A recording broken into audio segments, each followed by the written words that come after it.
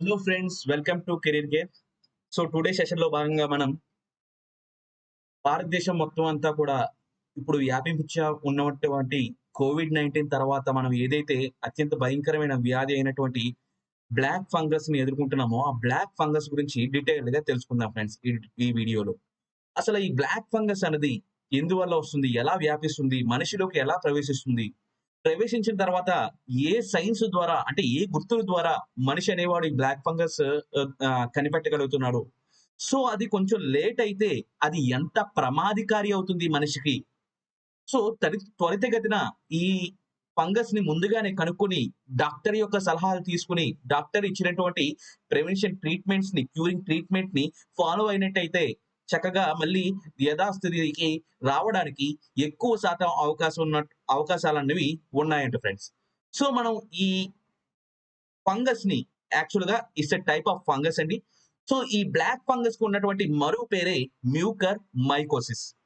So మనకి ఈ fungus గురించి స్టడీ చేసే స్టడీని మనం మైకాలజీ అని పిలుస్తాం అనమాట.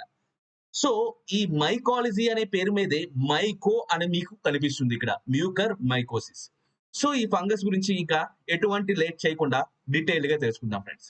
సో ముందుగా కెరీర్ కేర్, మన కెరీర్ కేర్ ఏదైతే వైజాగ్ లో నెంబర్ 1 ఇన్స్టిట్యూట్ ఉందో అది మనకి గూగుల్ ప్లే స్టోర్ లో యాప్ అనేది ప్రొవైడ్ చేయబడుతుంది ఫ్రెండ్స్. దయచేసి ఎవరైనా ఇంట్రెస్టెడ్ క్యాండిడేట్స్ ఉంటే దయచేసి యాప్ ని డౌన్లోడ్ చేసుకోండి ఫ్రెండ్స్. ఎందువల్ల అంటే ఈ యాప్ వల్ల మీకు ఈ ఎగ్జామ్స్ ని ఈ ఏవైతే నోటిఫికేషన్స్ ఉంటాయో ఆ నోటిఫికేషన్స్ మీకు తెలియజేయడం గానీ, ఫ్రీ ఎగ్జామ్స్ రాయడం గానీ, అలాగే ఫ్రీ లెక్చర్స్ వినడం గానీ, ఇలాంటివన్నీ కూడా మన యాప్‌లో ప్రొవైడ్ చేయడం జరుగుతుంది. అలాగే మన టెలిగ్రామ్ ఛానెల్ కూడా ఉంది. కెరీర్ కేర్ వీఎస్‌పీ ఈ టెలిగ్రామ్ ఛానెల్ సెర్చ్ చేసినట్టయితే మీకు టెలిగ్రామ్ ఛానెల్‌లో డైరెక్ట్‌గా జాయిన్ అవ్వచ్చు ఫ్రెండ్స్. ఓకేనా?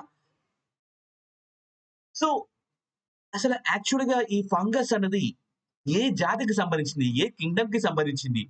సో మనకి ఎవరైతే 1700స్‌లో కార్లెస్ లీనియస్ ఈయన భూమి మీద ఉన్నటువంటి జీవులన్నిటిని కూడా ముఖ్యంగా 2 రకాల జాతులుగా 2 టైప్స్ ఆఫ్ కింగ్డమ్స్ గా డివైడ్ చేయడం జరిగింది friends. One is plant Kingdom, another one is animal Kingdom.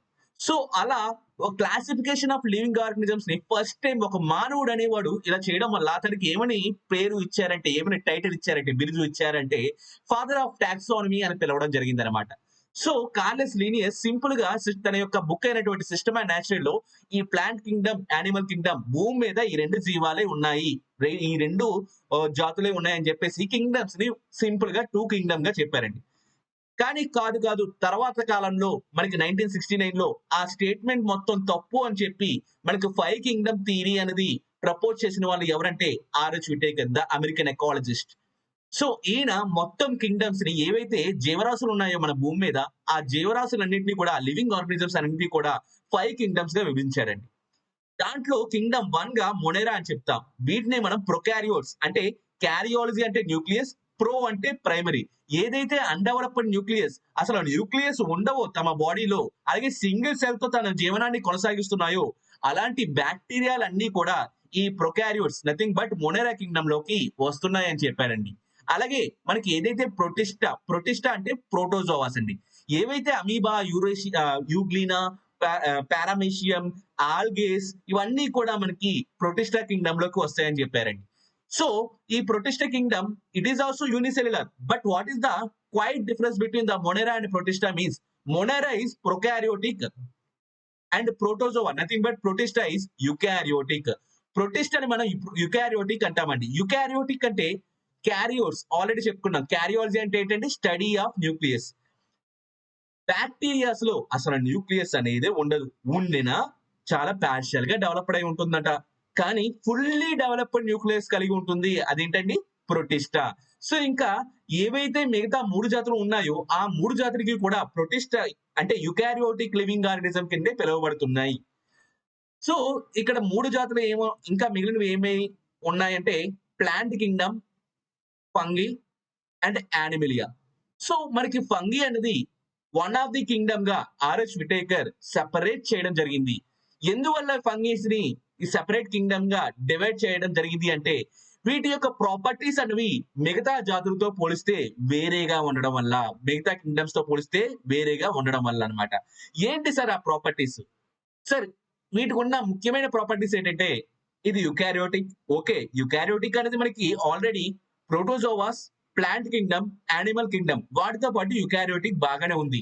దాంతో పాటు ఒక ప్రాపర్టీ ఇది ఒక పోలిక అని చెప్పుకోవచ్చు ఫంగస్‌ని కనిపెట్టడానికి. యుకారియోటిక్. Next multi cellular.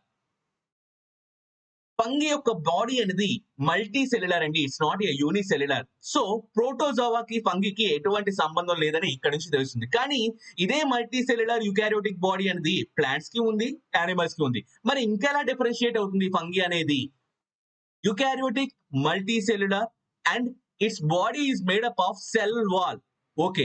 ఇక్కడ సెల్ వాల్ అని చెప్పడం వల్ల యానిమల్ కింగ్డమ్ లో ప్రతి యానిమల్ సెల్ కి కూడా, అంటే మన సెల్ కి కూడా, మన హ్యూమన్ బీయింగ్ సెల్ కి కూడా ప్రతి కణం కూడా, మన యొక్క ప్రతి కణము plasma membrane nothing but cell membrane తో కవర్ చేయబడి ఉంటుంది. కానీ ఒక్క ప్లాంట్ కింగ్డమ్ అండ్ ఫంగై ఈ రెండు కింగ్డమ్స్ మాత్రమే వాటి యొక్క బాడీస్ అనేవి సెల్ వాల్ తో తయారు చేయబడి ఉంటుంది. కానీ ఇక్కడ మేజర్ డిఫరెన్స్ ఏంటంటే ఈ సెల్ వాల్ అనేది ఫంగసెస్ కి ఎలా దేనితో తయారు చేయబడి ఉంటుంది అంటే కైటన్ అనే మెటీరియల్ తో. అంతే కదండి. ముఖ్యంగా ప్లాంట్ కింగ్డమ్ కి, ఫంగస్ కింగ్డమ్ కి ముఖ్యమైన తేడా ఏంటంటే plant Kingdom autotrophic in nature. Autotrophic అంటే ఏంటండి? ప్రొడ్యూసర్స్. మనకి జీవజాతుల్లో భగవంతుడు అనేవాడు ఒకే ఒక్క జాతికి తన యొక్క ఆహారాన్ని తానే ప్రొడ్యూస్ చేసుకునే శక్తిని ఇచ్చారండి. అదే Kingdom, nothing but plant Kingdom. కానీ పక్క వాళ్ళ మీద భయంకరంగా ఆధారపడి తినేది ఏదైనా ఉంది అంటే అది ఫంగియేనండి. ఇది ముఖ్యంగా డీకంపోజర్ అన్నమాట. ఏవైతే ప్లాంట్ వేస్ట్ గాని, యానిమల్ వేస్ట్ గాని ఉంటాయో అటువంటి వాటి ప్రతి చోట కూడా మీరు ఈ ఫంగస్ ని కనిపెట్టగలరు. సో ఇవి డీకంపోజర్ సబ్స్టెన్స్ గా మనం పిలవడం జరుగుతుంది అనమాట. So these substances are called heterotrophic in nature. So అలా ప్లాంట్ కింగ్డమ్ కి, ఫంగికి మెయిన్ డిఫరెన్స్ అనేది చెప్పబడుతుంది. సో ఇలా ఇన్ని రకాల పాయింట్ల వల్ల ఫంగి అనేది దానికంటూ ఒక ప్రత్యేకమైన స్థానాన్ని చేకూర్చుకుందని ఆర్‌హెచ్ విటేకర్ గారు చెప్పడం జరిగిందనమాట. సో ఇలాంటి ఫంగికి ఎక్కడి నుంచి తన యొక్క జీవనం, తన యొక్క ప్రస్థానం మొదలుపడుతుంది అంటే ముఖ్యంగా స్పోర్స్. ఈ స్పోర్స్ అనేవి గుండ్రాల్లాగా ఉంటాయండి. ఫుట్బాల్ లాగా ఉంటాయన్నమాట. ఆ ఆకారాల్లో ఉన్నటువంటి స్పోర్స్ నుంచి ఈ ఫంగస్ అనేది పుడుతుంది అని మనకి ఎవరు చెప్పారంటే ఫాదర్ ఆఫ్ మైకాలజీ అయినటువంటి పిఏ మైకేలీ. పిఏ మైకేలీ. సో మనకి ఈయన్నే ఫాదర్ ఆఫ్ మైకాలజీ అని కూడా చెప్తామండి. మనం ఆల్రెడీ చెప్పుకున్నాం. మైకాలజీ అంటే nothing but study of fungus అని చెప్పేసి. ఈయన ఫస్ట్ టైం ఫంగస్ అనేది ఎలా జీవనం సంతరించుకుంటుంది, అది అసలు ఎలా పుడుతుంది, అసలు దానికి పేరు పెట్టిన వారు ఎవరు అంటే మనం పిఏ మైకేలీనే చెప్తున్నాం. కానీ తర్వాత కాలంలో ఎవరైతే హెన్రిక్ యాంటోన్ డి బ్యారీ ఇతను ఒక బోటనిస్ట్ అండి, జర్మన్ బోటనిస్ట్ అన్నమాట. సో ఈయన ముఖ్యంగా ఈ ఫంగస్ అనేది అసలు ఎలా సెల్ డివిజన్ జరుగుతుంది అంటే తన యొక్క జీవనాన్ని కాపాడుకోవడానికి, తన యొక్క జాతిని కాపాడడానికి అది రీప్రొడక్షన్ లో ఎలా పాల్గొంటుంది. సో మనకి ఫంగస్ అనేది ముఖ్యంగా సెక్సువల్ అండ్ అసెక్షువల్ రీప్రొడక్షన్ రెండు రకాల రీప్రొడక్షన్ ప్రాసెస్ లో కూడా పాల్గొంటుందండి. సో మనకి ముఖ్యంగా అసెక్షువల్ రీప్రొడక్షన్ ద్వారా ఎక్కువ టైప్స్ ఆఫ్ ఫంగసెస్ అనేవి వాటి యొక్క రీప్రొడక్షన్ చర్యల్లో పాల్గొంటాయి అనమాట. మనం వింటూనే ఉంటాం స్పోర్ ఫార్మేషన్ అని, బడ్డింగ్ అని, ఇలాంటి ఫార్మేషన్స్ ద్వారా వాటి యొక్క జీవజాతిని కాపాడుకుంటా ఉంటున్నాయి అనమాట కాలానుగుణంగా. సో మనకి ఈ ఫంగస్ యొక్క రీప్రొడక్షన్ ప్రాసెస్ ని డీటెయిల్డ్ గా స్టడీ చేసిన కారణంగా ఇతన్ని ఏమని పిలుస్తారంటే ఫాదర్ ఆఫ్ మోడర్న్ మైకాలజీ అని పిలుస్తారండి. ఫాదర్ ఆఫ్ మోడర్న్ మైకాలజీ అనమాట. యాక్చువల్ గా ఫాదర్ ఆఫ్ మైకాలజీ అంటే మాత్రం పి మైకేలీ. ఓకేనా? సో మనకి ఇక్కడ ఇప్పుడు ప్రపంచం నథింగ్ బట్ భారతదేశం ముఖ్యంగా ఏదైతే భయంకరమైనటువంటి సిచ్యువేషన్ ఎదుర్కొంటుందో, ఈ కోవిడ్ పాండమిక్ సిచ్యువేషన్ ఎదుర్కొంటుందో, after the covid pandemic situation ఎవరైతే డిశ్చార్జ్ అవుతున్నారో వాళ్ళల్లో ఎక్కువగా కనిపిస్తున్నటువంటి ఫంగల్ డిసీజ్ ఏంటయ్యా అంటే ఈ mucormycosis, nothing but black fungus. ఇక్కడ మోర్టాలిటీ రేట్ ఎంత ఉందంటే భయంకరంగా 50% మోర్టాలిటీ అంటే మరణ రేటు అండి, చనిపోవలసిన రేట్ అనమాట. 100 మందిలో 50 మంది ఈ వ్యాధి ఒక్కసారి వచ్చిన తర్వాత 100 మందిలో 50 మందికి ఫ్యాటల్ గా మారుతుంది ఈ వ్యాధి అనేది. సో ఇది ముఖ్యంగా ఎలాంటి వారికి ఎదురవుతుంది అంటే ఎవరైతే ఈ స్టెరాయిడ్స్ వాడుతున్నారో, అంటే మెడికేషన్ లో ఉన్నారో, మందులు వాడుతున్నారో, డాక్టర్ ప్రిస్క్రిప్షన్ లో ఉన్నటువంటి మందులు గాని, మెడికేషన్ లో ఉన్న వాళ్ళు గాని, ఈ డయాబెటిస్ పేషెంట్లు గాని ఎవరైతే స్టెరాయిడ్స్ వాడుతున్నారో వాళ్ళు ముఖ్యంగా దీనికి ఫస్ట్ ఎఫెక్ట్ అవ్వడం జరుగుతుంది. సో ఎఫెక్ట్ అయిన తర్వాత వాళ్ళలో ఎటువంటి సింప్టమ్స్ ముఖ్యంగా కనిపిస్తున్నాయంటే సైనసైటిస్.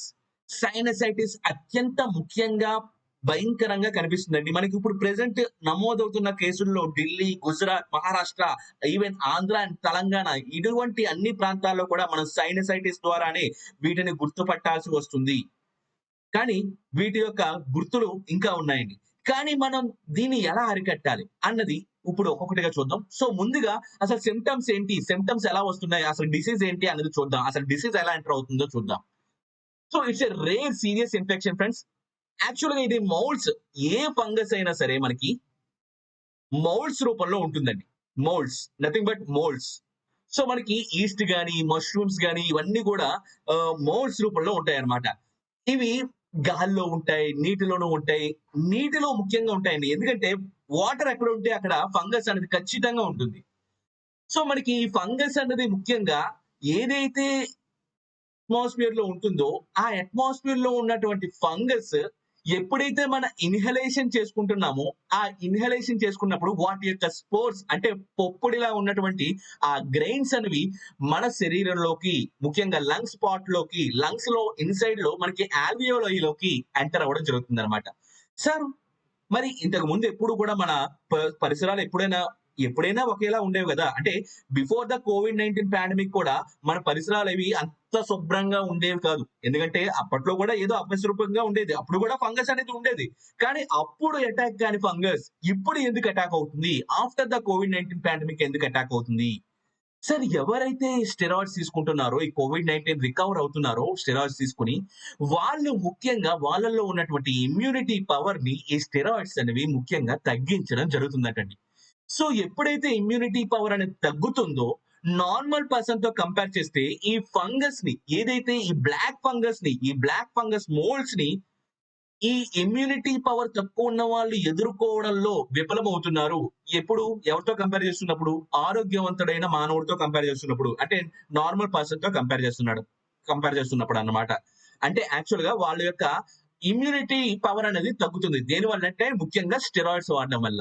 సో, అందువల్ల ఫంగస్ ఇదే అదునుగా చూసుకొని వీళ్ళల్లో చిక్కుకుపోతుంది. ఏదైతే ఆల్వియాలో ఉండిపోతుంది. ఈ ఆల్వియోలి నుంచి ఏం చేస్తుంది? మనకి ముఖ్యంగా ఆర్‌బీసీస్ అనేవి ఏం చేస్తాయి? ఈ ఆర్‌బీసీస్ అనేవి రెడ్ బ్లడ్ కార్పసల్స్ అనేవి ఈ లంగ్స్ దగ్గర ఆల్వియోలి దగ్గరే ముఖ్యమైన చర్యలో పాల్గొంటాయి. ఏంటది? Gaseous exchange. ఈ గ్యాసియస్ ఎక్స్‌చేంజ్‌లో పాల్గొన్నప్పుడు ఆక్సిజన్‌ని తీసుకొని కార్బన్ డయాక్సైడ్‌ని ఇస్తాయి. ఈ ఆక్సిజన్‌ని తీసుకున్నప్పుడు ఆ ఎయిర్‌లో ఉన్నటువంటి ఆక్సిజన్ ఫ్రెష్ ఎయిర్‌లో ఉన్నటువంటి ఆక్సిజన్‌ని తీసుకున్నప్పుడు ఈ ఫంగస్ కూడా నార్మల్‌గా ఆటోమేటిక్‌గా ఈ ఆర్‌బీసీలతో పాటు వెయిన్స్ అండ్ ఆర్టరీస్ లోకి వచ్చేస్తున్నాయి. అంటే మన బ్లడ్ క్యాపిలరీస్ లోకి వచ్చేస్తున్నాయి. మన రక్త ప్రవాహంలోకి వచ్చి చేరుకుంటున్నాయి. అలా బాడీలో ఏదైతే వీకెస్ట్ పార్ట్ ఉందో ఆ పార్ట్ మీద ఆ పార్ట్ టిష్యూస్ మీద, ఆ పార్ట్ సెల్స్ మీద ఇది అమాంతంగా దాడి చేయడం జరుగుతుందన్నమాట. సో ఇది ముఖ్యంగా మనం ఇన్హలేషన్ అప్పుడు మాత్రమే ఇది గమనిస్తున్నాం. Inhalation of the fungal spores from the air. So మనకి ఇంతకు ముందు ఎందుకు రాలేదు సార్ అంటే, it's not pose a major threat. ఇది అసల పెద్ద కన్సిడర్ చేయాల్సిన డిసీజే కాదంటండి. ఇది అసల యాక్చువల్‌గా కమ్యూనల్ డిసీజ్ కూడా కాదంట. అంటే ఇది అంటువ్యాధి కూడా కాదంటండి. ఇది టచ్ చేస్తే ఇది కోవిడ్-19 వైరస్ లాగా భయంకరంగా స్ప్రెడ్ అయ్యే వైరస్ కూడా కాదంటండి. ఇది ఫంగల్ డిసీజ్.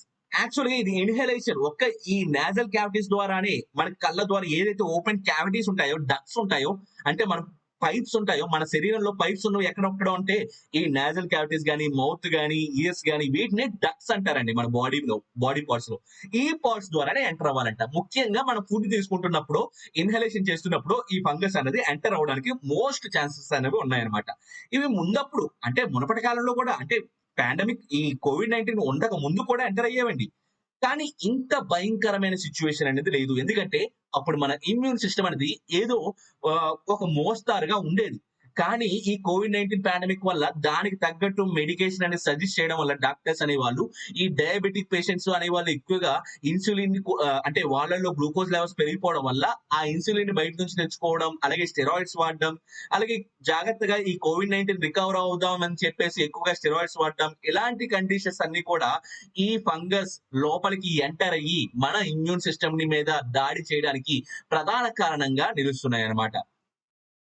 సో ముఖ్యంగా ఈ బ్లాక్ ఫంగస్ వచ్చిన వాళ్ళకి సింప్టమ్స్ ఎలా ఉంటాయంటే ముఖ్యంగా మనం ఆల్రెడీ చెప్పుకున్నాం పెయిన్ నియర్ ద సైనసైటిస్.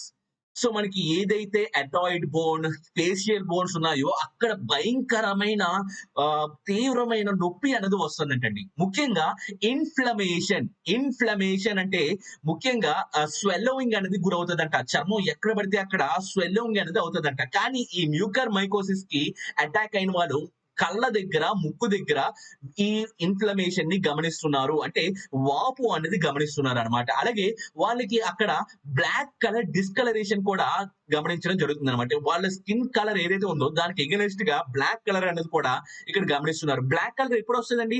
ఎక్కడైతే రక్త ప్రవాహం అనేది చక్కగా లేదో అక్కడ స్కిన్ కలర్ అనేది మారడం జరుగుతుందనమాట. సో ఎప్పుడైతే మన ఇమ్యూన్ సిస్టమ్ అనేది పాడైపోయి ఈ బాడీ బ్లడ్ వెజల్స్ లో ఈ బ్లడ్ అనేది కల్టివేట్ అయిపోతుందో అంటే పొల్యూట్ అయిపోతుందో అప్పుడు మనకి బ్లడ్ ఫ్లో అనేది సరిగ్గా అవ్వదు. అక్కడ మనకి ఈ బ్లాక్ కలర్ అనేది రావడం జరుగుతుంది అనమాట. సో వన్ బై వన్ ఈ డిసీజెస్, ఈ సైన్స్ ఎలా ఉంటాయో చూడండి ఫ్రెండ్స్. సో ముఖ్యంగా ఈ మ్యూకర్ మైకోసిస్ కి ఎఫెక్ట్ అయిన వాళ్ళు వాళ్ళకి సైనసైటిస్ దగ్గర భరించలేని నొప్పి ఇలాంటిది స్టార్ట్ అవుతుందండి ఫ్రెండ్స్. ఎందుకంటే మనకి ఈ ఫ్రంటల్ సైనిస్ ఇదంతా కూడా సైనసైటిస్ అంటారండి. ఈ పోర్షన్ అంతా కూడా మన ఫేషియల్ బోన్స్ అంతా కూడా సైనసైటిస్ అని పిలుస్తారు అనమాట. ఫ్రంటల్ సైనిస్ అని చెప్పేసి, ఆబ్స్ట్రాక్టర్ సైనిస్ ఓపెనింగ్ అని చెప్పేసి, స్టెనాయిడ్ సైనిస్ అని చెప్పేసి ఇది భయంకరమైన ఇన్ఫ్లమేషన్ కి గురవుతుందంట, వాపుకి గురవుతుంది, అలాగే నొప్పికి గురవుతుంది. ఇది ఒక సైన్ గా మనం చెప్పవచ్చు. ఓహో ఇలా స్టార్ట్ అవుతుంది అంటే మనకి సంథింగ్ ఫంగస్ అనేది దాడి చేసింది అని గుర్తుపట్టి వెంటనే డాక్టర్ దగ్గరికి వెళ్లాల్సిన అవసరం ఎంతైనా ఉంది ఇటువంటి పరిస్థితుల్లో. అలాగే మనకి ముఖ్యంగా లోకల్ పెయిన్ ఉంది చీక్ bone, one sided facial bone. మనకి చీక్స్ దగ్గర, ఫేషియల్ బోన్స్ దగ్గర ముఖ్యంగా నొప్పి అనేది స్టార్ట్ అవుతుందండి. ఇది కూడా ఒక గుర్తుగా పరిగణించి మీరు వెంటనే డాక్టర్ యొక్క ప్రిస్క్రిప్షన్ అనేది తీసుకోవాల్సి ఉంటుంది. అలాగే డిస్కలరేషన్, కలర్ అనేది మారడం, అలాగే రెడ్ కలర్ గా, బ్లాక్ కలర్ గా, ఇలాంటి కలర్ డిస్కలరేషన్ కూడా మీరు గమనిస్తా ఉంటారనమాట. Discolouration over the bridge of the nose. అలాగే బ్లర్డ్, మనకి ఏదైతే రెటీనా భయంకరంగా దెబ్బతింటుందండి బ్లాక్ ఫంగస్ దాడికి. రెటీనా తన యొక్క చూపుని కోల్పోతుంది. మనం ఇది వరకు నిన్న మొన్నటి వరకు కేస్ స్టడీస్ చూస్తే చాలా మంది పాపం ఫ్యాటల్ కండిషన్ లో వచ్చారండి. అంటే పరిస్థితి చెయ్యి దాటిపోయిన తర్వాత డాక్టర్ దగ్గరికి వెళ్ళడం జరిగింది. పాపం అలాంటి వాళ్ళకి ఏదైతే దవడ గాని, కన్ను పోయిన పరిస్థితి కూడా ఉంది. ఎందుకంటే ఆ పరిస్థితుల్లో వాళ్ళ ప్రాణాలు కాపాడాలి అంటే ఆ కన్నుని తీసేయాల్సిన పరిస్థితి. లేకపోతే ఈ ఫంగస్ ఇంకా డివిజన్ జరిగి దాని యొక్క సెల్ డివిజన్ జరిగి ఇంకా బాడీ మొత్తం స్ప్రెడ్ అయ్యి ఇంకా బాడీ పార్ట్స్ మీద, వీకెస్ట్ సెక్షన్స్ మీద ఇంకా దాడి చేయడానికి అవకాశం ఉంటాదంట. అలాంటి సిచ్యువేషన్స్ లో మనం ఈ లాస్ట్ వీక్ నుంచి గమనిస్తే ఈ బ్లాక్ ఫంగస్ వల్ల చాలా మంది చాలా అవయవాలు కోల్పోవడం జరిగింది. సో ఇలాంటి పరిస్థితి రాకుండా ఉండాలంటే ఖచ్చితంగా మనం చేయాల్సిన ముఖ్యమైన పని ఏంటంటే ఎటువంటి సైన్లు గమనించినా సరే మన కుటుంబ సభ్యుల్లో గాని మనకి గాని వెంటనే డాక్టర్ యొక్క ప్రిస్క్రిప్షన్ అనేది తీసుకోవాలి. సో ఇంకా ఏం జరుగుతుంది? థ్రాంబోసైట్స్. థ్రాంబో అంటే మనం ఎక్కడ వింటామంటే థ్రాంబోసైట్స్ అంటే ఏంటంటాం? ప్లేట్లెట్స్ కున్న మరో పేరే థ్రాంబోసైట్స్ అండి. ముఖ్యంగా ప్లేట్లెట్స్ ఎక్కడ ఎందుకు ఉపయోగపడతాయంటే రక్తాన్ని గడ్డ కట్టడానికైనా, రక్తాన్ని గడ్డ కట్టించకుండా ఉండటానికైనా clotting agent, non clotting agent 2 విధాలుగా కూడా మనకి ఈ థ్రాంబోసైట్స్ అనేవి హెల్ప్ అవుతాయి by using the thrombin protein అన్నమాట. అంటే ఆ ప్రోటీన్ ని ఎక్కువగా రిలీజ్ చేయాలన్నా, తక్కువగా రిలీజ్ చేయాలన్నా దీని వల్లే సాధ్యం. కానీ నార్మల్ గా ఫ్లో అవుతున్నటువంటి రెడ్ బ్లడ్ కార్పసల్స్ ని స్క్వీజింగ్ అనేది చేస్తుందంటండి. అంటే బ్లాకేజ్ అనేది ఏర్పాటు చేసి అంటే ఒక బ్లాకింగ్ చేసేసి ఒక గుంపులుగా ఆర్బీసీల్ని విడుదల చేయడం జరుగుతుందన్నమాట. చూసారా ఇక్కడ? ఇదొక గ్రూప్ గా యాక్చువల్ గా మనకి ఫ్రీ బ్లడ్ కార్పసల్స్ వేరేగా ఒక కార్పసల్ కి ఎటువంటి ట్రాఫిక్ జామ్ లేకుండా వెళ్ళాలండి. కానీ ఇలాగ వెళ్ళడం వల్ల ముఖ్యంగా పెరాలసిస్, స్ట్రోక్ కి గురవడానికి అవకాశం ఉంది. అలాగే ఇక్కడ మనకి ముఖ్యంగా ర్యాషెస్ రావడానికి అవకాశం ఉంది. సో మనకి డిస్కలరేషన్ అవ్వడానికి ఛాన్సెస్ ఉంది. ఇదంతా కూడా థ్రాంబోసిస్ ఎఫెక్ట్ అని చెప్తామండి. అలాగే నిక్రోసిస్ ఎఫెక్ట్ ఏంటయ్యా అంటే, ఈ నిక్రోసిస్ ఎఫెక్ట్ అనేది ముఖ్యంగా బ్లడ్ ఫ్లో అనేది ఇలా జరగడం వల్ల మనకి సరిగ్గా ఈ వెసల్స్ గుండా, ఆర్టరీస్ అండ్ వెయిన్స్ గుండా, నాడులు గుండా ఈ ప్రవాహం అనేది సరిగ్గా అవ్వకపోవడం వల్ల, రక్త ప్రవాహం అనేది సరిగ్గా అవ్వకపోవడం వల్ల, అక్కడ మనకి నేచురల్ కలర్ అయినటువంటి కలర్ పోయి ఎటువంటి కలర్ వస్తుందంటే బ్లాక్ కలర్ గా రావడం జరుగుతుంది. సో ఇది ఒక కారణంగా చెప్పొచ్చు ఈ మ్యూకర్ మైకోసిస్ ని బ్లాక్ ఫంగస్ అని అనడానికి. సో ముఖ్యంగా రక్త ప్రవాహానికి ఇది చేటు చేస్తుందండి. ఇది గమనించాలి. మరొక గుర్తు ఏంటంటే ఈ ఫంగస్ కనిపెట్టడానికి మన బాడీలో వచ్చిందా లేదా అని చెప్పేసి స్కిన్ లేషన్. మనకి కాలిన తర్వాత ఏదైతే బుడగలుగా లేస్తుందో స్కిన్ అనేది, అలాంటి బబుల్స్ ఫార్మేట్ లోనే మనకి ఈ స్కిన్ లేషన్ అనేది కూడా ఏర్పడటాన్ని మనం బ్లాక్ ఫంగస్ కి ఒకానొక గుర్తుగా చెప్పవచ్చు ఫ్రెండ్స్. సో ఇప్పుడు మీరు సిమ్టమ్స్ చూసారు. ఈ సిమ్టమ్స్ అనేవి ట్రీట్ చేసిన తర్వాత అంటే కనిపెట్టిన తర్వాత డాక్టర్ అనేవాడు ఈ నిర్ధారించిన తర్వాత దీనికి ట్రీట్మెంట్ అనేది ఎలా ఇస్తారు? సార్ దీనికి ట్రీట్మెంట్ అనేది మనకి యాంటీ ఫంగల్ థెరపీ. మనకి యాంటీ ఫంగల్ థెరపీ అనేది అట్‌లీస్ట్ 4-6 వీక్స్ అనేది చేస్తారండి. అంతేకాదు మనకి ఏదైతే స్టెరాయిడ్స్ ఉన్నాయో ఆ స్టెరాయిడ్స్ ని ముందు కంట్రోల్ చేస్తారు. ముఖ్యంగా ఈ ఎవరైతే ఈ hyper glycaemia nothing but diabetic patients ఉంటారో పాపం వాళ్ళలో గ్లూకోజ్ లెవెల్స్ అనేవి పెరిగిపోతా ఉంటాయి. వాళ్ళకి ఖచ్చితంగా మెడికేషన్ అవసరం. కానీ ఇట్లాంటి పరిస్థితుల్లో మెడికేషన్ చేస్తే ఇంకా బ్లాక్ ఫంగస్ రెచ్చిపోయే అవకాశం ఉంటుంది. సో వాళ్ళకి ఈ మెడికేషన్ అనేది జాగ్రత్తగా చేస్తూ దాంతో పాటు సెలైన్స్ అనేవి వాళ్ళు 4-6 వీక్స్ పాటు మనకి ఈ ఎవరైతే అండర్ డాక్టర్ కంట్రోల్‌లో ఉంటూ ఈ సెలైన్స్ తో వాళ్ళకి ఇన్‌ఫ్యూజన్ ఇవ్వడం. అలాగే ముఖ్యంగా the most game changer of this disease ఏంటంటే యాంఫోటెరిసిన్ బి. కానీ ఇది కూడా ఎర్లీ స్టేజెస్ లోనే పనిచేస్తుంది. భయంకరంగా ఫ్యాటల్ గా మారిన తర్వాత మనం డాక్టర్ ని కన్సల్ట్ చేస్తే మాత్రం ఇది ఎటువంటి ప్రయోజనం ఉండదండి. ఏదో ఒక అవయవాన్ని కోల్పోవాల్సిన అవకాశమే ఉంటుందన్నమాట. సో ఎర్లీ స్టేజెస్ లో మాత్రమే మీరు డాక్టర్ ని కన్సల్ట్ చేస్తే ఆ వన్స్ ఈ డిసీజ్ అనేది కన్ఫర్మ్ అయిన తర్వాత through CT scan or MRI scan మీ యొక్క శాంపిల్స్ ని పరిశీలించి మీ స్కిన్ టిష్యూస్ ని పరిశీలించిన తర్వాత ఈ డిసీజ్ నిర్ధారించిన తర్వాత వెంటనే ట్రీట్మెంట్ లో భాగంగా ఈ ఇంజెక్షన్ అనేది డాక్టర్ అనేవారు ప్రిస్క్రిప్షన్ లో రాయడం జరుగుతుంది అనమాట. This is about 2000 to 3000 cost అనేది ఉండండి ప్రెసెంట్ అయితే. సో ఈ యాంఫోటెరిసిన్ బి అనేది మనకి ప్రెసెంట్ మ్యూకర్ మైకోసిస్ కి ద బెస్ట్ మెడిసిన్ గా చెప్పడం జరుగుతుంది. కానీ at the early stages fatal అయిన తర్వాత మాత్రం ఇంకా ఎట్టి పరిస్థితుల్లోని ఈ ఇంజెక్షన్ కూడా కాపాడలేని పరిస్థితి. ఆ అవయవాన్ని కోల్పోవలసిన దుస్థితి ఏర్పడుతుందండి. సో దీన్ని మనం గమనించాలి. సో ఎవరైతే డయాబెటిక్ పేషెంట్స్ ఉంటారో వాళ్ళల్లో ఈ ట్రీట్మెంట్ అనేది చాలా జాగ్రత్తగా చేయాలి. ఎందుకంటే వాళ్ళకున్న ఒకే ఒక్క మేజర్ సిట్యుయేషన్ ఏంటంటే హైపర్ గ్లైసెమియా. హైపర్ అంటే ఏంటండి? ఎక్కువగా హ్యూజ్ అమౌంట్ ఆఫ్ గ్లైసెమియా అంటే హ్యూజ్ అమౌంట్ ఆఫ్ గ్లూకోజ్ అనేది వాళ్ళ బ్లడ్ లో ఉంటదన్నమాట. సో ఈ చక్కెర స్థాయి, ఈ షుగర్ లెవెల్స్ అనేవి వాళ్ళ బ్లడ్ లో ఎక్కువగా ఉంటది. ఈ చక్కెర స్థాయిని కంట్రోల్ చేయడానికి మనకి ఇన్సులిన్ అనేది ప్యాంక్రియాస్ నుంచి రిలీజ్ అవుతా ఉంటదండి. కానీ ఈ beta cells nothing but insulin అనేది నార్మల్ హ్యూమన్ బీయింగ్ లో, నార్మల్ అడల్ట్ పర్సన్ లో మనకి నార్మల్ గానే రిలీజ్ అవుతా ఉంటది. దాని సహాయంతో మన గ్లూకోజ్ ని గ్లైకోజన్ గా కన్వర్ట్ చేస్తా ఉంటాం. కానీ పాపం ఎవరైతే డయాబెటిక్ పేషెంట్స్ ఉంటారో ఈ ఇన్సులిన్ స్థాయి అనేది సరిపోదండి. ఏదైతే ప్యాంక్రియాస్ రిలీజ్ చేస్తుందో ఆ ఇన్సులిన్ స్థాయిలు, ఆ లెవెల్స్ సరిపోక బయట నుంచి ఇన్సులిన్ ని తెచ్చుకోవడం జరుగుతుంది అనమాట.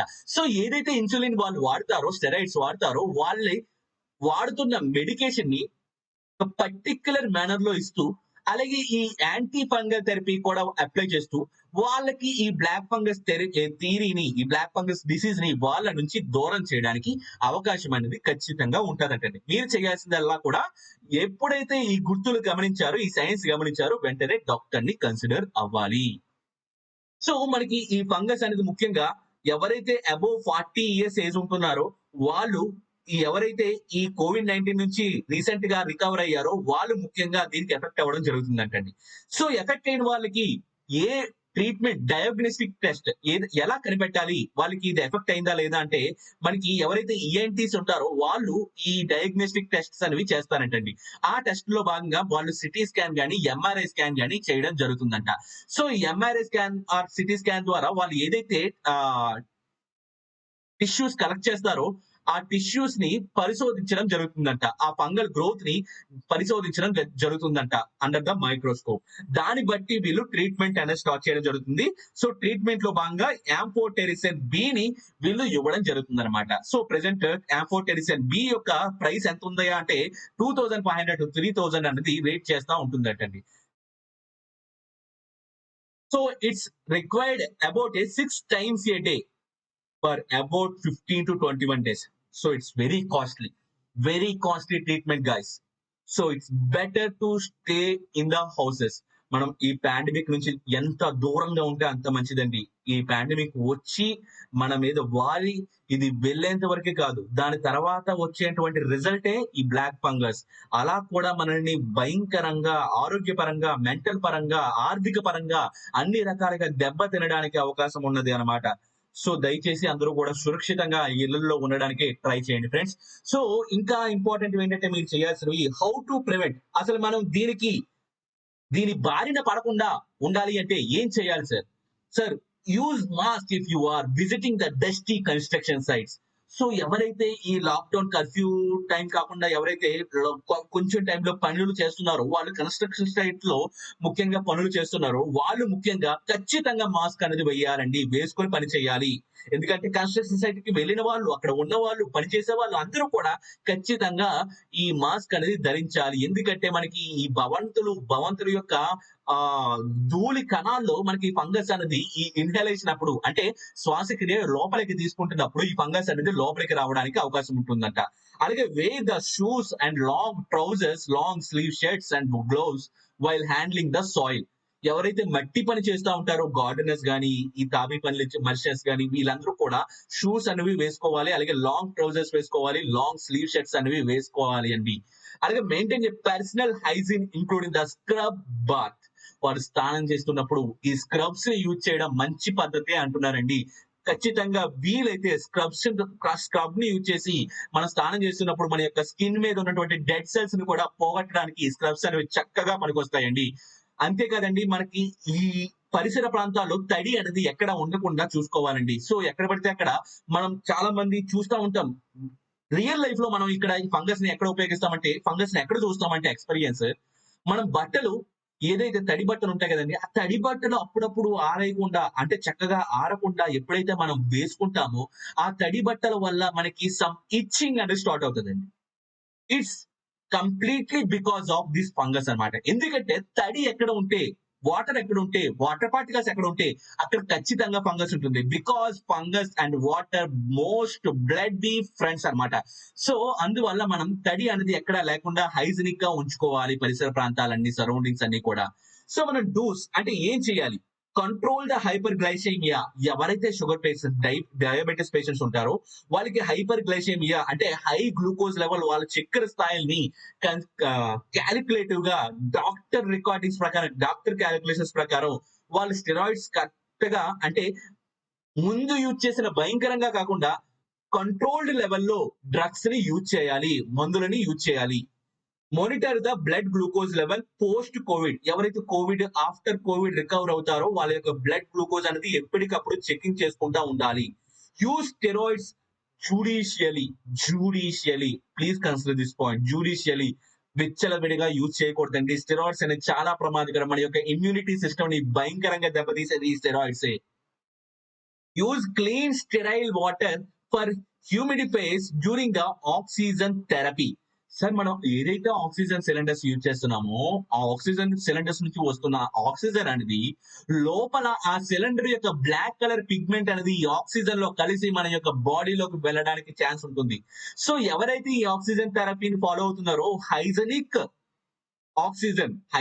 Cylinders, hygienic area, hygienic surroundings అనేది మెయింటైన్ చేయాలి. ఎక్కడైనా సరే తడి అన్నది ఉండకుండా చక్కగా మనం మెయింటైన్ చేస్తూ ఉండాలి. Use antibiotics or anti fungal judiciously. So మనం anti fungus or anti biotics ని యూజ్ చేస్తూ ఉండొచ్చండి. అంటే బ్యాక్టీరియాస్ కి మనం ఏదైతే యాంటీబయోటిక్స్, ఆ ఫంగస్ కి యాంటీ ఫంగస్ లాంటివి యూజ్ చేస్తూ ఉండొచ్చు అనమాట. Don't miss warning signs and symptoms వచ్చినా సరే ఇది కాదు అని మనం అంటే తక్కువ చేయడానికి వీలు లేదు. ఖచ్చితంగా చిన్న సైన్ అయినా గమనించినా సరే, మీరు ఖచ్చితంగా డాక్టర్‌ని కన్సిడర్ చేయాల్సిన అవసరం ఎంతైనా ఉంది. మీరు డైరెక్ట్‌గా డాక్టర్‌ని కాకపోయినా ఇప్పుడు ప్రెజెంట్ నౌ ఏ డేస్ భారతదేశంలో, ఇండియాలో టెలిమెడిసిన్ అనేది అవైలబిలిటీలో ఉందండి. సో, ఫ్రీగా పక్క దేశాల్లో ఉన్నటువంటి మన భారతీయులు కూడా ఫ్రీగా వాళ్ళ యొక్క టెలిమెడిసిన్, వాళ్ళ యొక్క ప్రొసీజర్స్, వాళ్ళ యొక్క సూచనలు అందిస్తా ఉన్నారు. సో, ఎవరో ఒకరు ఏదో ఒక వెబ్‌సైట్‌లో ప్రొవైడ్ చేస్తూనే ఉంటున్నారు కాబట్టి, మీరు అలా అయినా కాంటాక్ట్ అవ్వడానికి ఇంట్లో ఉండి అలా అయినా ఇంటర్నెట్ ద్వారా కాంటాక్ట్ అవ్వడానికి ట్రై చేయండి. సో, నాకు పలానా సింప్టమ్స్ ఉన్నాయి. ఇలా జరుగుతుంది. ఇది బ్లాక్ ఫంగస్‌కి కారణమా అంటే, వాళ్ళు ఏదో ఒకటి సజెస్ట్ చేయడానికి అవకాశం అనేది ఉంటదనమాట. మీ యొక్క పరిస్థితులు అంటే మీరు డయాబెటికా? అన్‌డయాబెటికా? డయాబెటిక్ ప్లస్ మిల్లెటస్ ఉన్నాయా? లేకపోతే మీ యొక్క ఏజ్ ఎంత?